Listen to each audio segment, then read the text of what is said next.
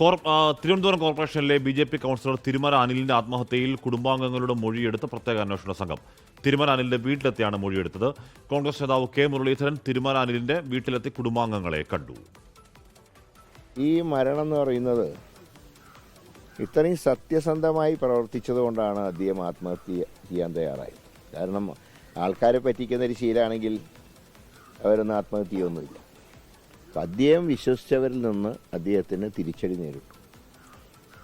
Party പറഞ്ഞവർക്കൊക്കെ അദ്ദേഹം loan കൊടുത്തു. പക്ഷേ ലോൺ എടുത്തവർ തിരിച്ചടയ്ക്കുന്നതിൽ താല്പര്യം കാണിച്ചില്ല. ശുപാർശ ചെയ്തവരും കൈയൊഴിഞ്ഞപ്പോഴാണ് അദ്ദേഹം തൻ്റെ ജീവിതം അവസാനിപ്പിച്ചത്.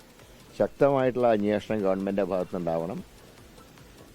ഇതിൻ്റെ സത്യാവസ്ഥ പുറത്തു കൊണ്ടുവരണം.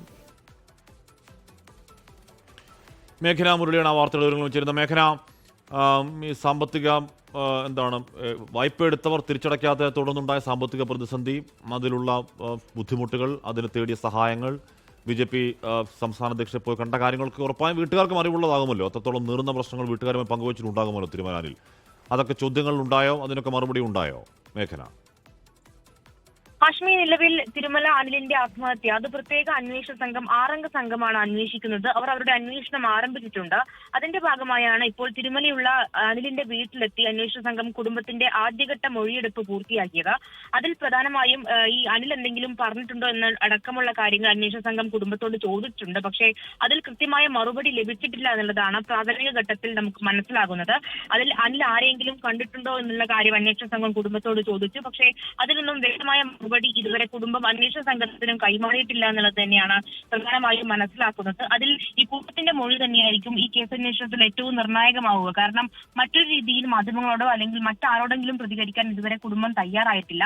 അതുകൊണ്ട് അന്വേഷണ സംഘത്തിനോട് കുടുംബം എന്തു പറഞ്ഞു എന്നുള്ളത് തന്നെയാണ് ഏറ്റവും പ്രധാനപ്പെട്ട കാര്യം. അതുപോലെ തന്നെ ഈ ആത്മഹത്യാ കുറിപ്പിലും ആരുടെയും പേര് പറഞ്ഞ് അനിൽ ഒന്നും പറഞ്ഞിട്ടില്ല. അതുപോലെ തന്നെ ഒരു പ്രത്യേക വ്യക്തിയുടെ പേരെടുത്തോ അല്ലെങ്കിൽ കേസ് രജിസ്റ്റർ ചെയ്യാനോ ഒന്നും അന്വേഷണ സംഘത്തിനും ഇതുവരെ കഴിഞ്ഞിട്ടില്ല. അതുകൊണ്ട് തന്നെ കുടുംബം എന്ത് പറയുന്നു, കൂടാതെ ഈ ആത്മഹത്യ ചെയ്ത അവസാന നാളുകളിലടക്കം കുടുംബത്തോട് എന്തെങ്കിലും അനിൽ പറഞ്ഞിട്ടുണ്ടോ എന്നടക്കമുള്ള കാര്യങ്ങളിലും നിർണായകമാണ്.